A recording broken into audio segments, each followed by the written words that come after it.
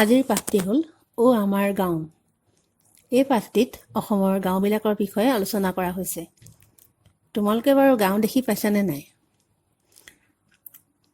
যদিও আমাৰ এই অঞ্চলৰ কিছুমান ঠাইক আমি গাঁও বুলি কওঁ, কিন্তু আচলতে এইবোৰ প্ৰকৃত গাঁও নহয়। গুৱাহাটী মহানগৰৰ উপকণ্ঠ অঞ্চল এইবোৰ। গাঁও হ'বলৈ হ'লে খেতি পথাৰ থাকিব লাগিব, তামোল পাণৰ বাৰী, শাকনি বাৰী আদিও থাকিব লাগিব। দীঘল দীঘল পদূলিৰ একোখনি বাৰীৰ মাজত একোটি ধুনীয়া ঘৰ থাকিব লাগিব। ঘৰৰ আগত বা পাছত বা কাষত ভঁৰাল ঘৰ এটাও থাকিব লাগে। ভঁৰাল ঘৰ মানে খেতিয়কে যে খেতি কৰি উৎপন্ন কৰা ধান, মাহ এইবিলাক ভঁৰাল ঘৰত সাঁচি থয়, তেনেকৈ সাঁচি থকা ঘৰটোক ভঁৰাল ঘৰ বুলি কয়। তোমালোকে প্ৰথম পাঠটোতে পঢ়িবলৈ পাইছিলা যে আদিম মানুহৰ কৃষি কাৰ্যৰ বিষয়ে কৈছিলোঁ, কেনেকৈ তেওঁলোকে খেতি বাতি কৰিবলৈ শিকিছিল আৰু বনৰীয়া জন্তুৰ পৰা সেই খেতি বাতিবোৰ বচাবৰ কাৰণে খেতিৰ ওচৰে পাজৰে বাস কৰিবলৈ লৈছিলে। তেতিয়াৰ পৰাই গাঁৱৰ আৰম্ভণি হৈছিল।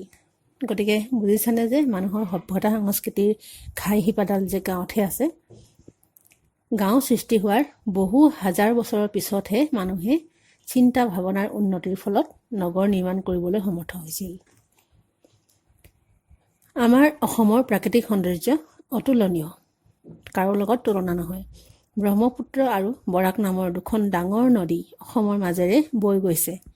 সেই নদী দুখনৰো বহুতো উপনৈ আছে, যিবোৰ অসমৰ নানা ঠাইৰ মাজেৰে অকোৱা পকোৱাকৈ বৈ গৈছে আৰু আমাৰ অসমৰ মাটিবিলাক সাৰুৱা কৰি তুলিছে। নদীৰ কাষৰীয়া ঠাইবোৰ সাৰুৱা হয়, কাৰণ নদীৰ পানীৰ পলস পৰে, সেইকাৰণে তাত খেতি বাতি ভাল হয়, গছ গছনি গজি সেউজীয়া হৈ থাকে গোটেই অঞ্চলবোৰ।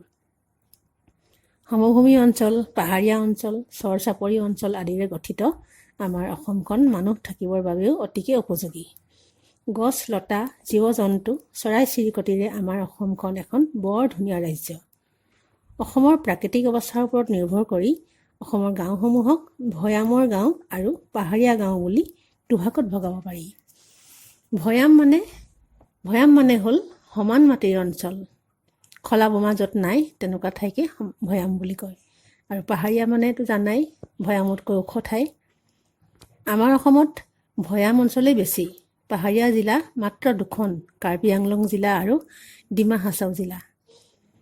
ভৈয়ামৰ গাঁওবোৰ কেনেকুৱা জানানে? ভৈয়ামৰ গাঁওবোৰৰ এটা বৈশিষ্ট্য আছে, এটা নহয় বহুতো বৈশিষ্ট্য আছে।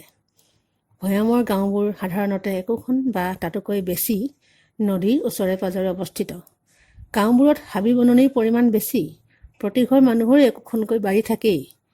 গাঁওবোৰৰ মানুহৰ প্ৰধান জীৱিকা হৈছে কৃষি। কিছু সংখ্যক লোকে অৱশ্যে চাকৰিও কৰে। গাঁৱত উৎপন্ন হোৱা প্ৰধান শস্যবোৰ হ'ল বিভিন্ন ধৰণৰ ধান, মৰাপাট, বিভিন্ন ধৰণৰ মাহ, আলু, সৰিয়হ, শাক পাচলি আদি। আৰু বাৰিষা কালি হোৱা খেতিবোৰ, ধান খেতিবোৰক শালি খেতি বুলি কয়, আৰু শীতকালৰ যি ধান খেতি তাক কয় আহু খেতি। ভৈয়ামৰ গাঁৱৰ মানুহে খেতি পথাৰত কাম কৰাৰ উপৰিও তাঁতশালত কাপোৰ বোৱা, মাটিৰ বাচন বৰ্তন সজা, বাঁহ বেতৰ সামগ্ৰী তৈয়াৰ কৰা, লোৰ দা কটাৰী সজা আদি কাম কৰিও জীৱিকা নিৰ্বাহ কৰে। এই বিষয়ে তোমালোকক জীৱিকা আৰু পৰস্পৰ নিৰ্ভৰশীলতা পাঠটোত মই কৈছিলোঁ, মনত আছেনে? গাঁওবোৰৰ বাট পথবোৰ সাধাৰণতে কেঁচা হয়। অৱশ্যে আজিকালি প্ৰধানমন্ত্ৰী গ্ৰাম সড়ক যোজনাৰ অধীনত গাঁৱৰ মূল পথবোৰ প্ৰায়ে পকী কৰা হৈ গৈছে।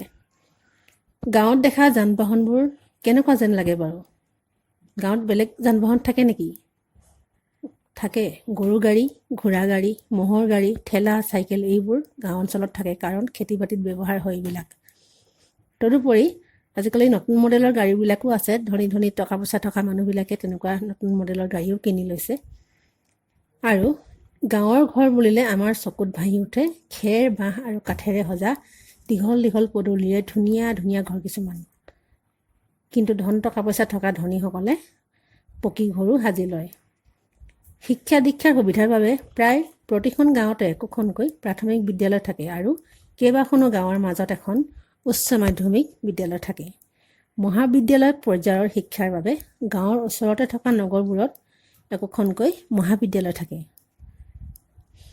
ভৈয়াম অঞ্চলৰ গাঁওবোৰৰ আৰু এটা বৈশিষ্ট্য হৈছে উপাসনা গৃহসমূহ। উপাসনা মানে প্ৰাৰ্থনা কৰা ঘৰ। অসমত নানা ধৰ্মৰ নানা জাতি জনগোষ্ঠীৰ মানুহ আছে। প্ৰত্যেকৰে নিজা নিজা ধৰ্মীয় বিশ্বাস আৰু ৰীতি নীতি আছে।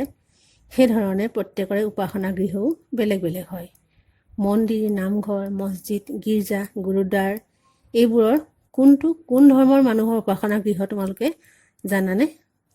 জানা যদি কমেণ্টত ক'বা।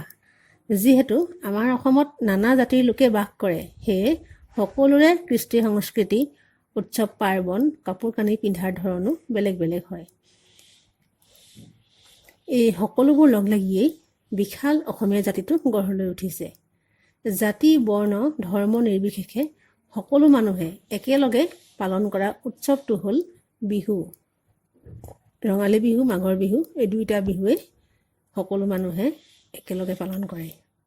গাঁৱৰ বিষয়ে ক'বলৈ আৰু বহুত কথা আছে, কিন্তু ইয়াত এনেকৈ ক'ব নোৱাৰি, বহুত দীঘলীয়া হৈ গৈ থাকে। যেতিয়া ভাল দিন আহিব, স্কুল আকৌ খুলিব, তেতিয়া আমি পুনৰ আমাৰ ক্লাছত এইবিলাক কথা পুনৰ আলোচনা কৰিম।